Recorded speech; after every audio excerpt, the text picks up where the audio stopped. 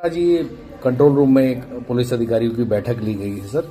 क्या एनालिसिस हुआ है क्राइम के सब्जेक्ट को लेकर?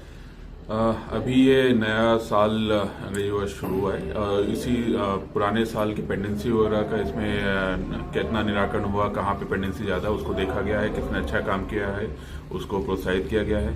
और इसके साथ साथ दो तीन अन्य मुख्य विषयों पे भी हमने इसमें चर्चा की। पहला है कि जो SC/ST के अपराध हैं उसके निराकरण के विषय में जो उनके राहत राशि है उसको हमने स्पेशल टॉक बना के इस मीटिंग में रखा था और उसमें निराकरण किया। कुछ ने उसमें बहुत अच्छी कार्रवाई की है और कुछ लोग उसमें थोड़ा लैगिंग उनको बोला गया है।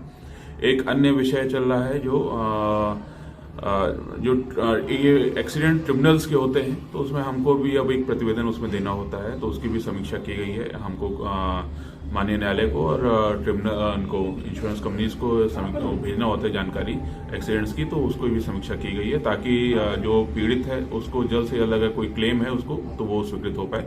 तो उसके लिए भी पुलिस की भूमिका के संबंध में चर्चा की गई।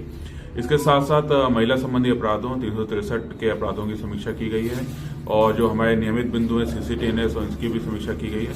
और साथ ही साथ कुछ संपत्ति संबंधी घटनाएं जो हुई थी, अपराध हुए थे, उसमें कई जगह पे कुछ कार्रवाई हुई है। कुछ जो लैगिंग थाने हैं उनको भी इसमें वो किया गया है कि अगर कार्रवाई नहीं होगी तो उनके खिलाफ कार्रवाई उसमें की जाएगी। मेहनत करना है, इस प्रकार संपत्ति संबंधी अपराध जो होते हैं उनको प्रिवेंट करना है और जो हो गए हैं उसको हमको पतारासी करनी है। तो इन सब चीजों की समीक्षा सर अवैध शराब, जुआ, सट्टा, इनके विरुद्ध कार्रवाई की मुहिम तेज होगी? इनके विरुद्ध भी जो हमारे जो रेगुलर कार्रवाइयां हैं, अवैध शराब को लेके लगातार हमको निर्देश भी ऊपर से मिले हैं और अच्छी कार्रवाई इसमें हमको करनी है, तो उसके लिए भी बताया गया है।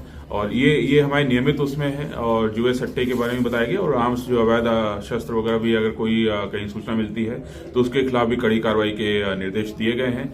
और लगातार इस तरह के निर्देश भी हमें ऊपर PHQ से प्राप्त हुए हैं। माननीय CM साहब भी इसमें चाहते हैं कि अच्छी कड़ी कार्रवाई हो और उसको लेके कहीं भी अगर जानकारी मिलेगी तो उसमें कार्रवाई की जाएगी।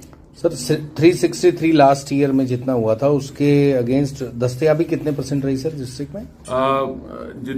अगर हम बोले तो करीब 200 के खिलाफ 363 हुए थे पिछले साल और 210 हमने दस्तयाबी की थी। उसमें उसके पहले सालों के भी सब मिला के टोटल जो संख्या है तो थोड़ी सी ज्यादा थी। अभी मैंने ये बोला है कि हमको और इसमें मेहनत करनी है।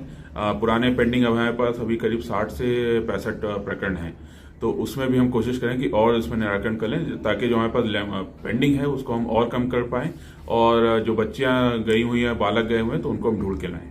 सर थाने स्तर पे जो फरियादी हैं वो पहुंचते हैं, उसके बाद उनकी इस तरह की शिकायतें आती हैं जब आप तक पहुंचते हैं कि थाने में उनकी सुनवाई नहीं हो रही, तो इस सब्जेक्ट को लेकर कोई इंस्ट्रक्शन दिए हैं आपने? इसमें अभी ऐसा कोई इंस्ट्रक्शन, लेकिन ये एक स्टैंडिंग इंस्ट्रक्शंस ये है कि थाने में कोई आएगा तो उसकी प्रॉपर सुनवाई होगी और अगर कोई ऐसा पाया जाता है कि उसकी FIR ले करने योग्य है तो उसमें FIR किया जाएगा। कई बार क्या होता है कि जैसे फरियादी गया और वहां पे या तो प्रॉपर वो नहीं मिल पाया या वेचक वगैरह कहीं लॉ एंड ऑर्डर ड्यूटीज बाहर है, तो कई बार वो असंतुष्ट होकर आते हैं और जिसकी वजह से फिर मेरे समक्ष आते हैं। तो इस प्रकार से भी कुछ घटनाएं हुई, कुछ ऐसे भी हुए हैं कि जिसमें संभवतः उतनी गंभीरता से जितना उसमें लेना चाहिए था उतनी गंभीरता से नहीं हुआ या फिर किसी अन्य पॉइंट में फंसे होने की वजह से वो नहीं कर पाए, किसी अन्य समस्या में फंसे होने की वजह से नहीं कर पाए।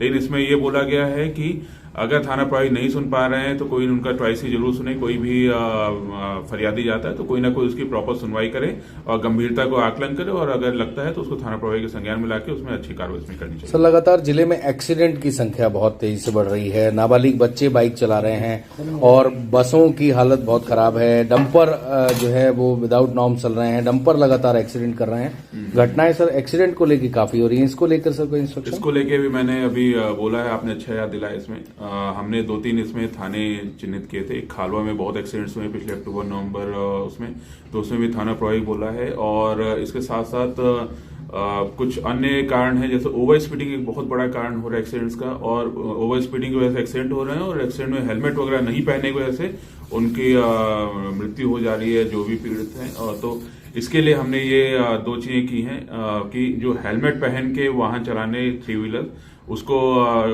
2 व्हीलर्स को चलाने के लिए बोला है कि उसमें अच्छी कार्रवाई अभी और करेंगे। पिछले महीने स्टार्ट किया था, लेकिन फिर पेंडेंसी निकल हो पाया था। अभी फिर से हेलमेट पहन के वाहन चलाने जो नहीं पहन रहे हैं उनके खिलाफ कार्रवाई, शराब पी के जो वाहन चला रहे हैं उनके खिलाफ कार्रवाई, और जो ओवरलोडिंग कर रहे हैं उनके खिलाफ कार्रवाई इसमें की जाएगी। इसमें जैसा आपने बताया डंपर्स वगैरह, तो उसमें निर्देश ऐसे हैं कि उसमें ज्वाइंट टीम ही कार्रवाई कर सकती है, तो इसमें कलेक्टर साहब से बात करके ज्वाइंट टीम बना के कार्रवाई की जाएगी।